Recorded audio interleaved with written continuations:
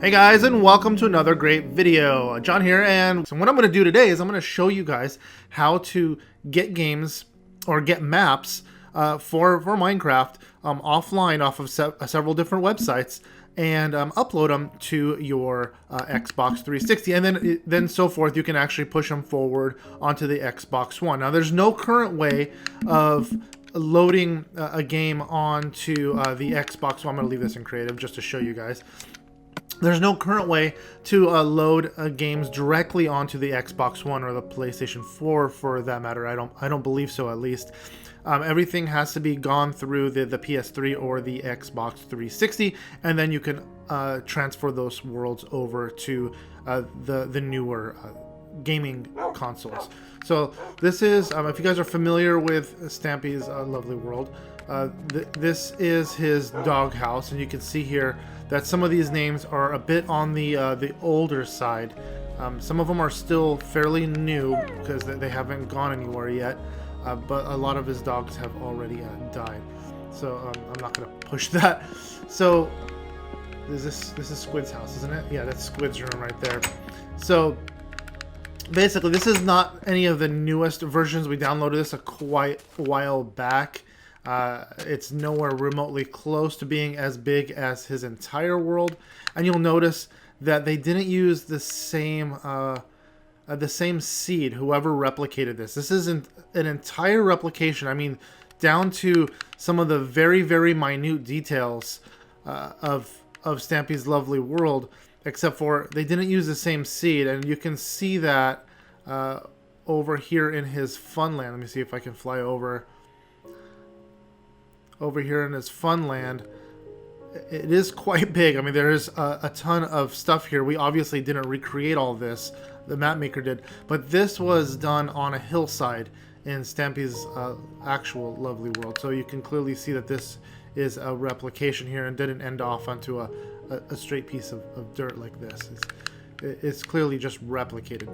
But that's not the point I'm getting at. What I'm trying to show you guys is that you can grab worlds like this and you could upload them to your Xbox and you could play on them and you could have fun on stuff like this map in particular. And I'll put a link in the description below where to download this map for sure, because a lot of the younger viewers really love playing on this world and hanging out around like Stampy's house and the movie theater and the mob spawner and the love garden over here. And you'll notice here the love garden is also very, very empty. It does say Stampy's love garden, but there are no names on any of the signs here as well. And it hasn't expanded.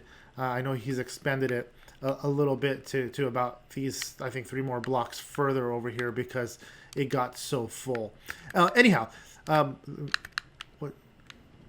and then his first house is also not here, where he dug in his first night, and which is now William Beaver's house in this hillside right here. Just the sign is right there. Anyhow, so okay, I'm gonna go back to, but his cake is there, and yeah, all the random stuff is in this world. But this review is not intended for Stampy's lovely world. That was not my intention. I was just kind of showing you guys what you guys can get. So I'm going to exit this without saving, and I'm going to show you guys how to upload those worlds. Okay, you're on your home screen right here is where you usually start off. You're going to go up one, so home is highlight, and you're going to scoot all the way over to settings, and you go down to system, and you're going to go down to storage.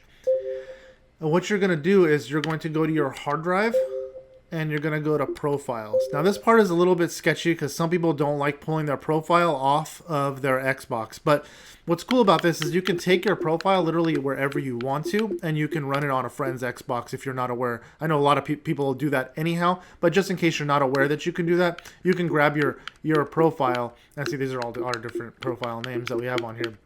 A whole lot of them. But you can grab your profile, and I can select it, and I can move it. What I'm going to do is I'm going to move it over to my a USB drive. So it's going to say here, before moving your profile must be signed out, blah, blah, blah. So just say yes to this. So it's going to sign you out, which is fine. And then you're going to select where you're going to move it to. If you have other devices, they'll be listed in this list here. Make sure you have it listed on the appropriate USB device. Now, the USB device that you use, the Xbox is going to automatically reformat it for the Xbox to be able to read it. So whatever USB drive you use, make sure you have that proprietary, or that means specially set aside for Xbox use only, or PS3 or whatever it is you're using it for. But this drive, you really can't use it for anything else. I mean, I suppose you can put stuff on it, but what's going to happen is when you put it in a computer and you want to drag files off of it or onto it, it's going to want to reformat it. And you don't want to do that. You want to keep it in the Xbox formatting. So what I'm doing now is I'm moving my profile over to the Xbox. Okay, so now it's got all the profiles here and they're not listed. And what you're going to want to do is you're going to want to check to make sure that it moved over. So right here, I can go to my cloud, I can go to my USB drive, and I can go back to my hard drive. I go to my USB drive where I moved my profile, and there's my profile right there.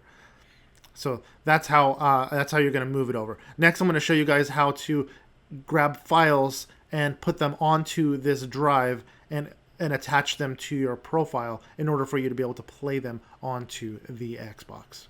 All right, guys. So now that we have our stuff saved on our USB chip, what we're going to do is we're going to want to install the USB chip onto your Windows computer. Now, the Horizon software, I have it right down here, the link right here.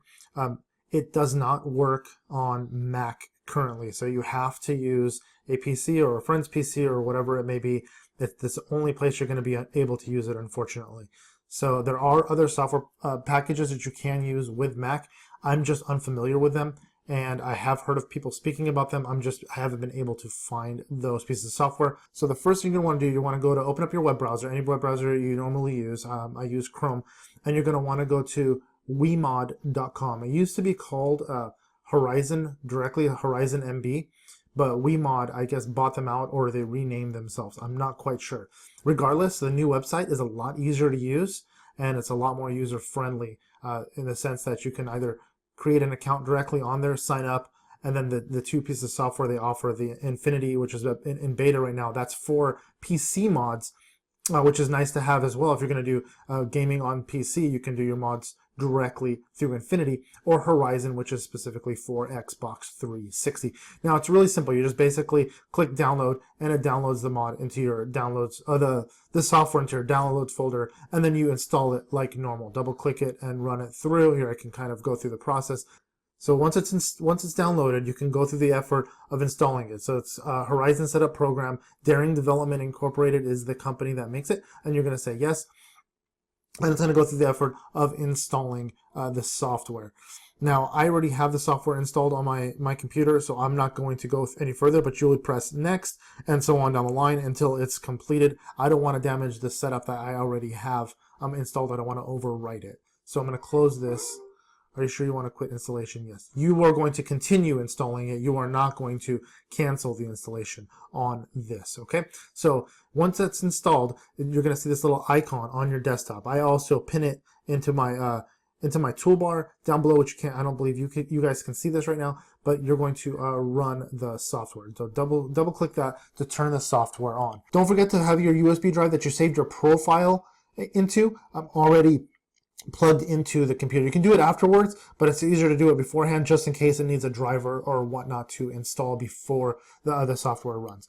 Not a big deal either way, but just make sure you have that in the computer, plugged into the computer already. So mine's already plugged into the computer. It's already got, if you can notice right here, you can see where it says flash drive. That's the flash drive I have installed. I have two flash drives connected to the computer, but only one of them has game information. And you can click on this little part here that says gamer profile, and you're going to see your gamer profile directly in there. If you double click it, it's going to pop up your gamer profile information. And this software is really cool. You can actually do a lot of stuff with it. You can create themes, you can create your new windows, new gamer icons, new gamer pictures, all that other stuff with this software. if you go to Diamond. See how you have to upgrade over here? But I'm not going to get into that. I'm just going to strictly show you guys how to install games, modded games directly into your Xbox game saves. Okay, so let's go back to open this up over here. So this is your like main little window over here. And what we're going to want to do, I have these Xbox mods right here. And the two that we already have. So I've already put the Dungeon Craft already on there. So I'm going to say Dreamcat Craft is a new one that I just downloaded. And this Tave, whatever it is, I just downloaded that. Apparently I downloaded it about a year ago as well, but that's besides the point. So these two right here, I'm going to want to take those and I can drag them directly into the software. And it's going to open them up. So this is one of the modded packs right here. Okay. So we're going to grab, so it's right here on Dreamcraft. We're going to change the profile. Manage. This is our profile. We'll favorite that. We'll close that up. We're going to say change profile, and you're going to say TeeBlitz on there. So that's going to be your profile for that map. Now what you're going to want to do is create, instead of just open, you're going to create save, rehash, and resign. And what it's going to do is it's going to overwrite the Dreamcraft modded survival pack to create your user ID as the game, as who was originally saved under. So now it's giving it basically your information. So now you're saying now it's saved and it's good to go, and it should be already on the USB chip over here. If we go to games and we go to Minecraft over here, it's going to think for a second. Again, my computer is really slow. Should be. Did I miss it? Oh, there it is, Dreamcraft, right there. Okay, sometimes it doesn't show up there, and you'll have to say save to device. Sometimes it just saves it to the device automatically. The software is awesome, but sometimes it's a little bit tricky. Not in the sense that it's bad, it's just sometimes it goofs a little. So that's the only thing I suggest is sometimes you got to say save to device, and it goes ahead and goes in there. Anyway, so there's Dreamcraft right there. Dungeon Craft as well. So that's basically it. You're essentially done. You're going to close the software. You're going to pull your chip out, and that's it. That's all you're going to need to do. Now we need to go and put it back into the Xbox. All right, guys. Now I'm going to show you guys how to put those files back onto your Xbox, including your profile. So you're going to kind of do the opposite of what we did to begin with. You're going to go down to Settings and go to your System, and you're going to go to Storage, and you're going to go down to your USB drive where we just saved everything. And you're going to click on the first thing you're going to do is you're going to transfer your profile, because it's really important that your machine has your profile on it that you're using, especially when it comes to the Xbox 360. Otherwise, the games themselves won't work. And any saved game that's attached to your profile will no longer work if your profile is not set on the machine. So you're going to move this profile again, and you're going to say yes, of course. And what you're going to do is you're going to put it from the memory drive or the USB drive that we have it on now. We're going to put it back on the hard drive. So now it's transferring over to the hard drive, and it says no items found because we transferred it. So there's no more profile left in the USB drive. So now what I'm going to do is I'm going to go back to my hard drive just to verify that it's there. So I'm in the profiles again. I'm going to scroll all the way down to all of our crazy profiles, and it's right there. And it's the last one on the list because it was the last one added back in again. So now what you're going to want to do is you're going to take those game saves that we just uploaded to the chip, those bin files, those .bin files, and you're going to go to, in the same, not on the hard drive, but on the USB drive, you're going to go to Games and Apps. So you're going to click on Games and Apps, and you're going to click on whatever game you happen to have game saves for. In this case, we're doing Minecraft. So I'm going to click on Minecraft, and then I'm going to take whatever games the games that we just saved. So say we save this here Dungeon Craft mod pack, which we're going to be playing and creating a full series with in just a second as well. It'll be listed on the next video, however. So let's go ahead and click on GameCraft, and we're going to copy this over. Don't move it because you want to keep it on the USB chip in case the file gets corrupt.